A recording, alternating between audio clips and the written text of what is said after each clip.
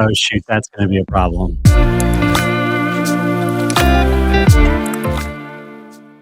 Hello and welcome to the Jet Life Podcast. My name is Tom Lelio. I'm your ultimate jet guy. Today we're pulling back the curtain on rebuys. What's it like? What's it like to look inside of an aircraft when it's down for inspection?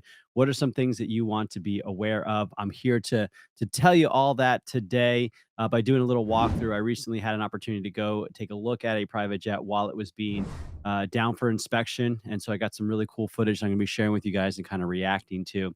And so let's get right into it. By the way, if you haven't, if this is your first time here, my name is Tom Lelio. I'm your ultimate jet guy, whether you're a buyer or a broker. I'm here to pull back the curtain on aviation to help you buy, sell your private jet without wasting time or losing money. Go ahead and hit that subscribe button if you haven't already, but you've been joining the channel and enjoying the content. It really helps us out with the YouTube algorithm. So let's go over here and take a look. So this is a Citation 501, and there's some audio on here, so you'll be able to hear me talking.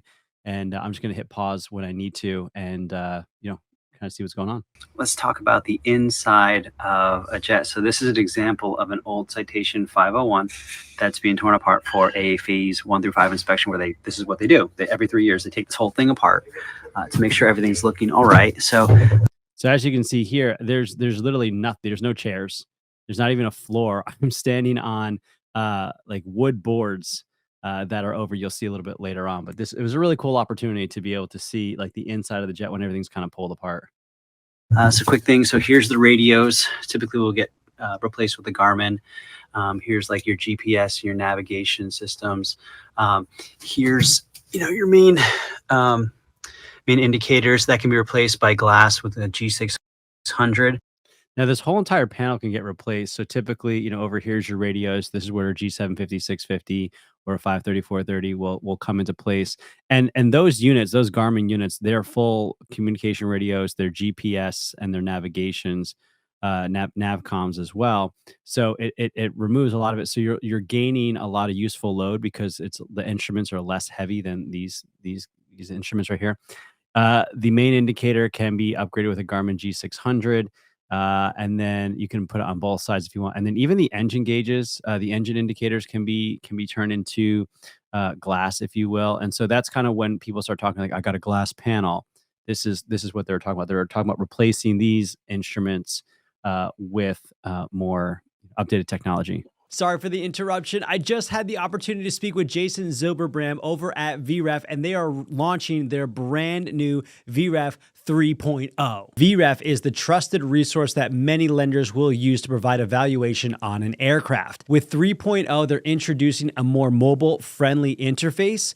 You're going to be able to connect with brokers and owners. You're going to be able to get instant valuations. You're going to be able to find out information about aircraft that are currently for sale and historical data as well. Whether you're a broker or a buyer, having access to reliable information when it comes to market trends and it comes to aircraft valuations is extremely important. So if you want to check it out and even get 10% off, you can go to go.theultimatejetguide.com/VREF for more information. Thank you so much, VREF, for sponsoring this video. You can do it on one side or you can do it on both sides. There's your autopilot here in the middle. That we're talking down here. Obviously, these are throttles, but the autopilot we'll go over here on this bottom piece over here. And the other thing I would call to your attention, especially in the Citation 501, something called cool sticks. Sometimes attached to the yoke over here, you'll have an air conditioning vent, so the pilots can actually be cooled. Now, of course, the pilots do have air conditioning in the cockpit up top, but this is just an extra added bonus that some of the Citations have. And obviously, two pilots. Oh, real quick over here, bottom right-hand corner. This is where your Hobbs is. So if you want to find the full airframe time, that's where you're going to look, as a broker going in there. That's where the Hobbs is located. So what's kind of interesting in this, as we're kind of walking around wood board, is you kind of see how this whole plane works, right? Like these wires, these cables, they all connect to different controls up front. So different controls, okay, will either physically or using a server will manipulate these wires and either send electrical signals for stuff to happen or literally move, rudders, ailerons, that sort of a thing. So you can kind of see how the plane works. So when something's wrong with it, we got to get under here. We got to pull stuff up. So it kind of becomes an even bigger deal. So this is the lavatory section. Again, you see a lot of the wires that are there and everything that's kind of involved, air conditioning, and it's just really cool. Real quick on the lavatory area, just so you see, especially in these light jets, there's no plumbing here. So even if it says flushing lab, all it really means is that there's a little bit of blue liquid, and there's a mechanism that when you press it down, it pushes liquid and it pushes the waste down to the bottom into a honey pot. And then the pilot will have to, take the honey pot out from here, walk through the cabin, and then empty it out the front. That's what your lavatory is like, in the Citation. So just want to call your attention to like the realities of a lab. The wires that are there and everything that's kind of involved, air conditioning, and it's just really cool. Here's another good example of how windows are going to work. So this is the finished version, right, where this is all kind of covering it. Then you take that out, you see you got one layer, and I believe there's two more layers on the windows. So you've got this that you see, you've got your windshield too, and then there's obviously the window on the very end, and I think there's one more in between. But this can so when you see spots and stuff, it might just be the interior, but we're looking for like delamination, we're looking for bubbles. That's going to show signs of wear, that they might need to be replaced. Let's see if we got anything up here. These windows look actually pretty good. It's just dirty. And there's tolerances, right? So you may have like little tiny bubbles like this here, but there's tolerances, so it doesn't necessarily have to be replaced right away. And so that's kind of where negotiations start to happen. Again, here we have the emergency door. With regards to the tolerances, yes, negotiations, but it's also where airworthy and unairworthy come into play. So all the maintenance manuals have specific tolerances that'll say like, well, if it's this big of a crack, you're okay. If it's this big of a crack, like it's unairworthy. So, when you put it into a contract that the seller has to fix all airworthiness squawks, this is kind of what we're dealing with here. And what's interesting is if it's on the line, like just about to become unairworthy, that's where buyers might be like, hey, dude, you need to fix this because it's going to be a problem in the future. And then some sellers, within their rights, they can say, no, I'm not going to fix it because it's not airworthy. That's what I mean by negotiations. Normally, you're not going to be able to see this. That's why this is pretty cool.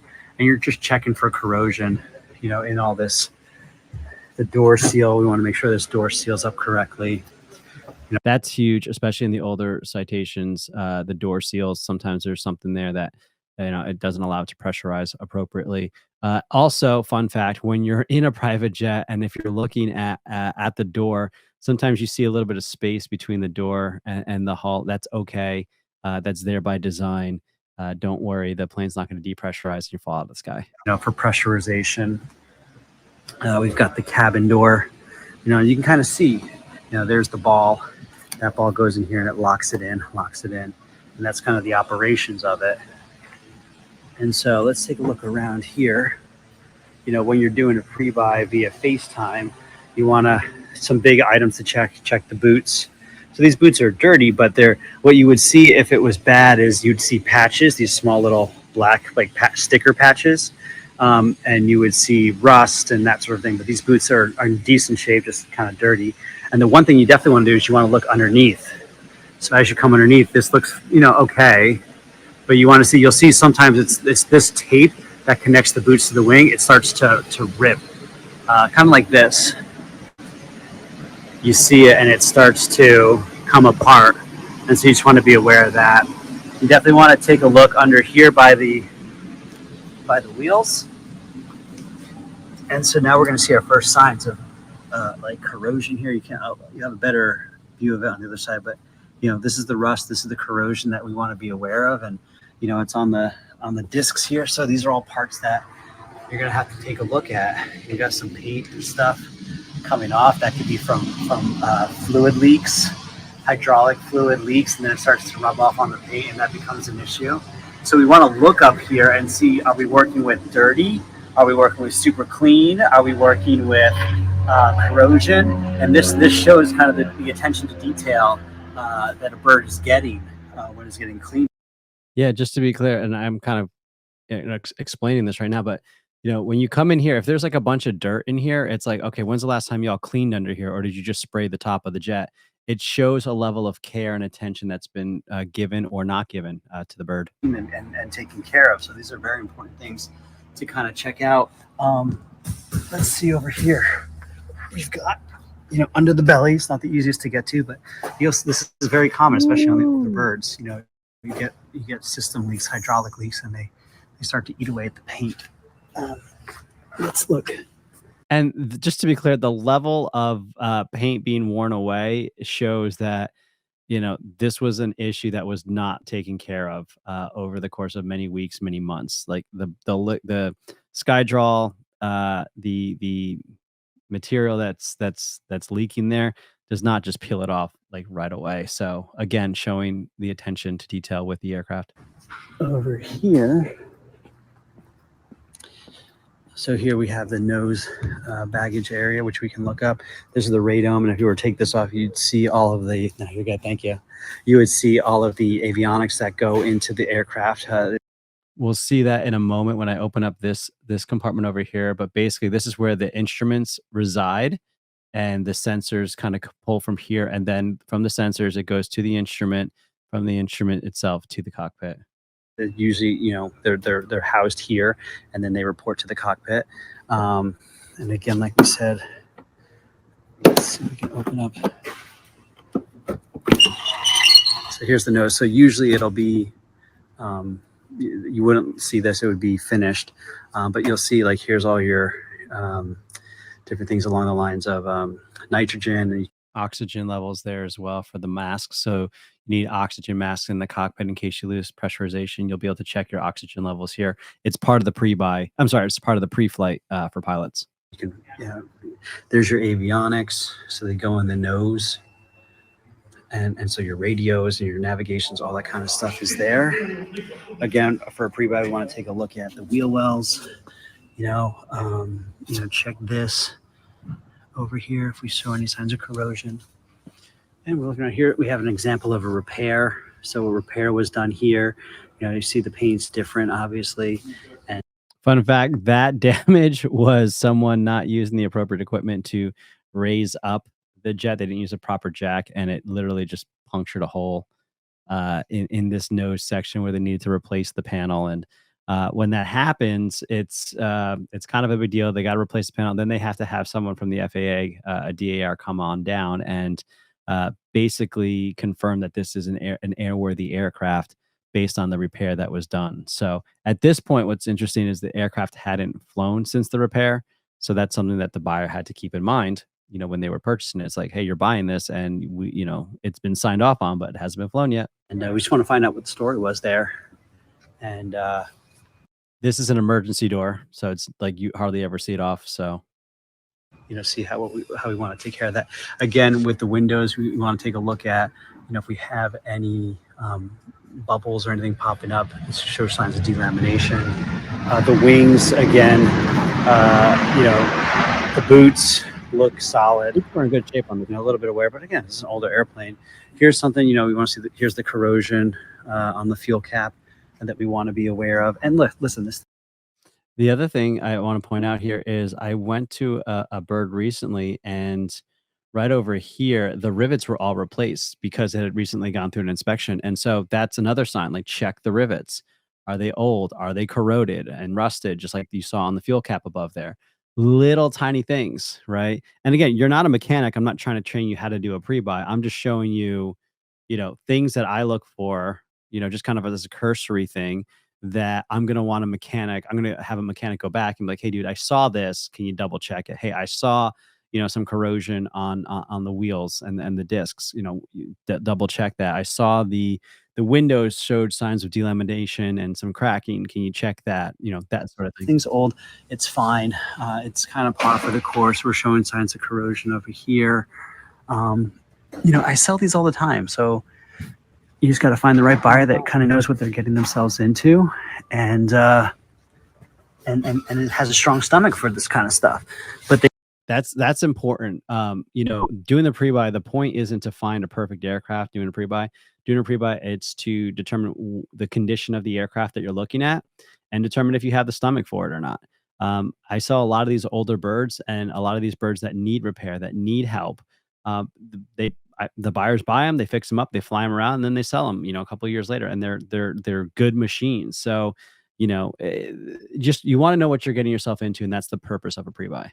they can be made safe. They can be made flight ready. This is where we see a lot more corrosion going on here. Up here again, we got some skydraw leaks. Okay. And I'm gonna scoop under. And all you, any trolls or people, like, I'm pretty sure this is skydraw. If it's not, let me know in the comments. Like, again, I'm not a mechanic, so I'm open to people, saying what they think is going on with this bird. Right here. Again, taking a look under the belly, taking a look in the well, seeing how well it's been cared. See, this is kind of like it's an indicator, right? It's like, come on, we got to clean this. Cared for, again, showing signs of the environment that it hangs out in. This one was not hangered, in case you couldn't tell already. Right. Is it parked on the ramp or parked in hangar? Again, you're seeing signs of, just liquid that's kind of wearing away. Example of more corrosion up here. You see how it starts to like wear away at the paint. And if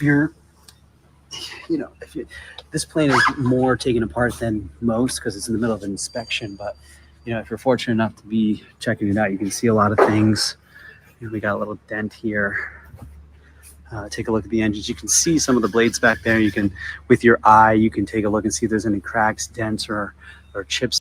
That brick, I believe, was just there to hold on to these silicone packets to keep the area free of moisture. So that's what's going on there. It's in there. Obviously, we use a borescope so we can see even further down in there. Yeah, sometimes you can see stuff in there. You can see the blades, maybe some chipping or pitting or corrosion, just on the inside. But yes, we need a borescope to go inside and take a closer look at the actual components of the engines. There, that's very important. These baggies that you see hanging, these just contain rivets, screws, so they don't lose them. So they just kind of hang them in the piece that they belong to. So, with all that, that's just kind of a quick little walk around. Hey, look at that guy. When you get a chance to see a jet that's kind of apart for inspection. Oh, I forgot about this. Here's the aft baggage. So sometimes this is finished, so you can put cargo in here. Sometimes it's not. And we call this the hellhole. Now, normally the battery is right here.